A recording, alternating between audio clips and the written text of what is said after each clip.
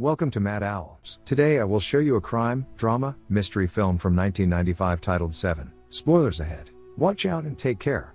Monday. Detective David Mills begins working with William Somerset, who will retire in a week. The two detectives don't really see eye to eye. When Mills and Somerset arrive at the scene, an obese man is lying dead at the table. They are still not sure if it was a murder or not. When they notice that his legs and hands are tied with barbed wire, they are convinced that it was not a natural death. As Somerset meticulously continues to examine the body, Mills cannot stop babbling. Needing silence to think, Somerset tells Detective Mills to interview the neighbors while he works, implying that he is a nuisance. Later, as they drive, Mills expresses his dissatisfaction that Somerset had ordered him to go door to door. He feels that he is not appreciated and wants to be taken more seriously.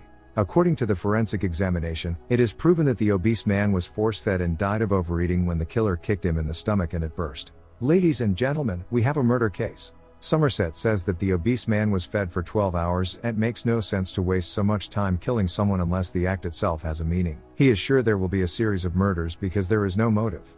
The captain expresses his doubts. He just believes that someone wanted to torture the fat man. Somerset also thinks that this is not a good first assignment for Mills, who in turn is disappointed since it is not his first. The captain agrees with Somerset and reassigns Mills. Tuesday. Mills is not particularly amused in the morning when the building is flooded with reporters. An infamous defense attorney is murdered, greed is written on the carpet, and his wife's picture has glasses painted on it. Somerset's name is already being scrubbed from his door when the captain enters and informs him of the recent murder in which greed was written in blood.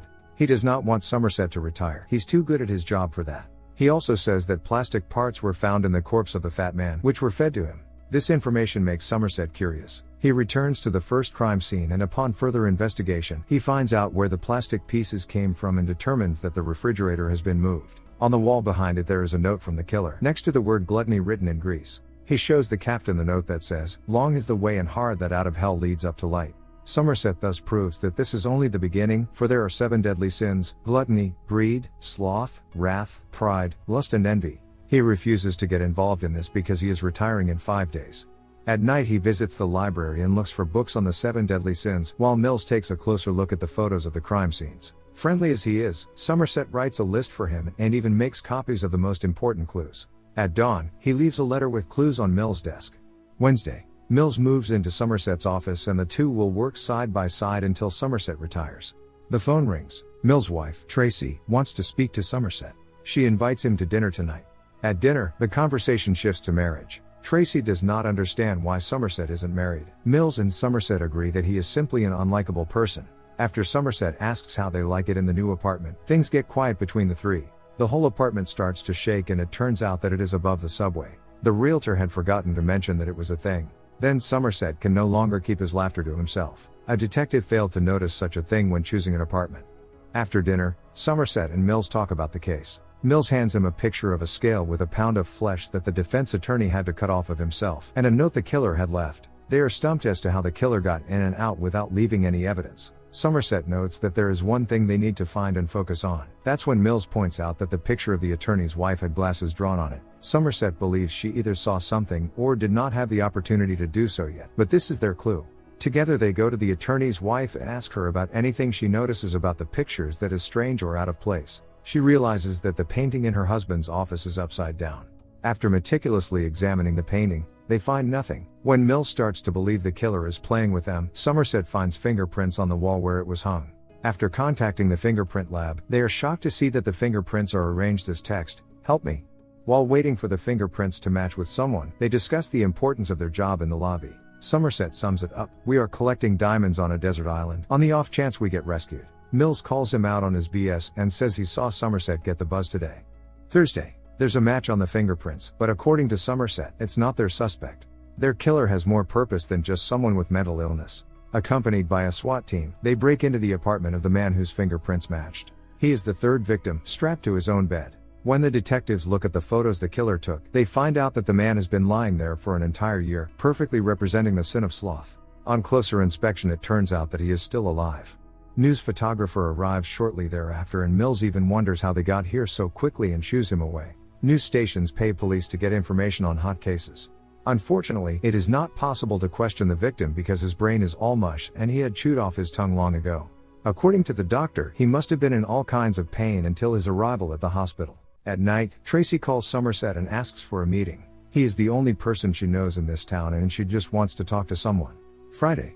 In the morning, they meet at a diner. Tracy is concerned about living conditions and doesn't want to raise her child here. Somerset is not the right man for the job, but he tells her about the relationship he once had and gives her good advice.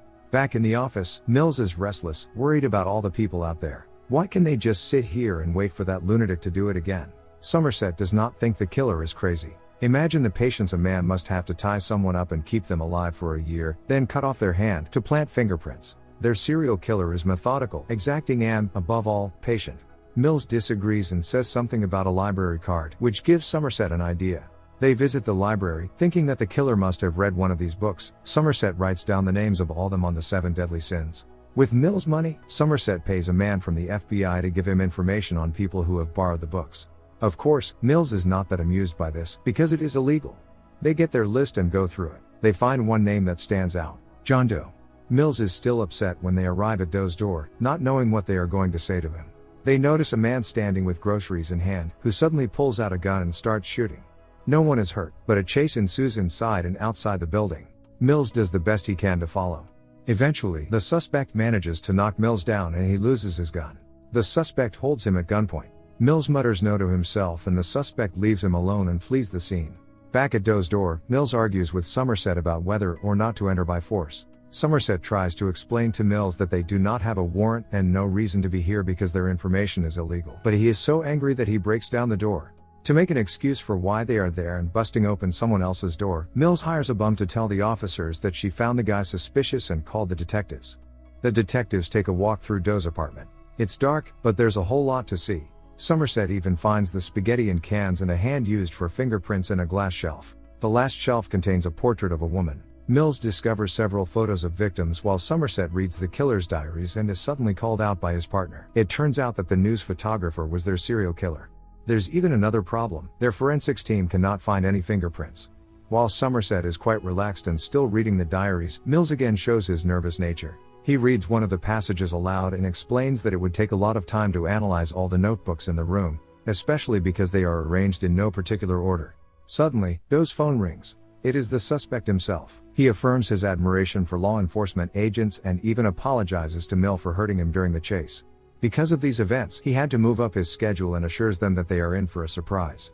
Saturday, the detectives get a tip from an S&M shop and get a photo of something Doe had ordered to be customly made. That's when they get word that a killing has occurred, and they head to the next crime scene. It's the sin of lust. The blonde is dead and a man is sitting, hysterical. At the station, while Mills is questioning the owner of the brothel, Somerset talks to the man found at the scene. He is panting and says that Doe forced him to do it at gunpoint. Somerset throws a photo of the custom-made strap-on Doe ordered. At the bar, the detectives talk about how to catch the killer. A philosophical conversation develops about the purpose of their work. We live in a world where it's easier to steal than to earn it. It's easier to beat a kid than to raise him. Somerset says that's the world they live in, and that's his reason to retire. Mills disagrees, saying he wants to believe in his ideals instead. At home, Somerset is restless, thinking about what Mills said. Sunday, the detectives arrive at their next crime scene. It is the sin of pride. The woman had two choices: call for help and be disfigured, or take the pills and get out of her misery. On the way back to their office, Somerset says he wants to stay on duty for a few more days until they catch the killer. If Doe gets to the seventh sin, this case will probably never be solved. While the two are in the precinct, John Doe follows them and catches the detective's attention. Doe speaks calmly with blood smeared on his shirt, while Mills shouts at him and makes him get on the ground. A member of the team puts him in handcuffs. While the suspect is talking to his lawyer, the detectives argue about his reasons to turn himself in. They never found fingerprints because he had cut off his finger skin. He has no employment history or bank records. The only thing they know about Doe is that he is wealthy and well educated. For the first time ever, Mills and Somerset are, as he calls it, in total agreement. It doesn't make sense to stop before completing the so-called masterpiece of the 7 sins. Doe's lawyer negotiates with law enforcement officials. There are 2 more hidden bodies. Doe agrees to take them to the bodies at 6 p.m., but only the detectives because he admires them. He threatens the detectives that he will plead insanity if they do not take him up on the offer. Otherwise, he will not only show them the bodies, but also write a full confession and plead guilty. Detectives agree to see it through. It's almost 6 p.m. The detectives wear wire and armor. The car in which 3 of them are driving is escorted by a helicopter. During the ride, Mills and Somerset talk with Doe. Somerset tries to find out more about Doe, but he says it's irrelevant. Mills still has doubts about whether or not he really wants to be led to the bodies. Doe enlightens him about his motives and promises Mills will find answers in the last act of his work. He doesn't deny that he has the pleasure of turning every sin against the sinner, but he is not insane. Doe loses his temper for the first time when Mills believes that the victims were innocent. In his eyes, people tolerate the deadly sins because of their triviality. He hopes that he can change this aspect with his example. Doe says they will be remembered, but the only reason he is here is because he wanted to be caught. The only reason Mills is here is because he spared his life, and Doe wants him to remember that for the rest of his life, or should he say for the rest of the life he allows him to have. The only one who actually remains calm, at least outwardly, is Somerset. According to Doe, they arrived at their destination. There is almost nothing there except high voltage towers, a broken car, and an old trailer. Because of the power lines, the helicopters cannot follow them into the area. Mills gets Doe out of the car and Cufty leads the armored detectives into the field. At 7 p.m. a van appears suddenly. That's why Somerset runs to intercept it. The van stops and the driver gets out of it. He is a delivery guy and brings a package for Detective Mills. Somerset sends the driver away. He's not sure about it at first, but then he opens the box with his knife and is frightened by the contents. Doe starts talking about his admiration for Mills again, for his simple life and his pretty wife, Tracy. Mills is confused. Doe admits that he visited Tracy this morning and tried to play husband. It did not work, so he took a souvenir. Her head. Meanwhile, Somerset runs back to them and shouts to Mills to throw away his gun, who is still confused and wants to know what's going on and what's in the box. Doe admits that he too is a sinner and his sin is envy of Mills' ordinary life. Mills is angry, but continues to doubt Doe's words. Somerset explains that Doe's intention is to be killed by Mills. Doe wants Mills to seek vengeance on him, to become the sin of wrath. Doe further upsets him, saying that his wife begged for her life and the life of their baby. Mills begins to cry, still with the gun in his hand. It turns out that Mills didn't know his wife was pregnant. Somerset asks for the gun again, explaining that Doe can only win if Mills shoots him. In a moment of despair and anger, Mills shoots Doe, more than once, ultimately completing Doe's master plan. Mills sits in the back of a police car. The captain says he will be taken care of. Hemingway once wrote that the world is a fine place and worth fighting for. Somerset agrees with the second part. The end. Thank you for watching. Subscribe if you'd like to see more videos like this.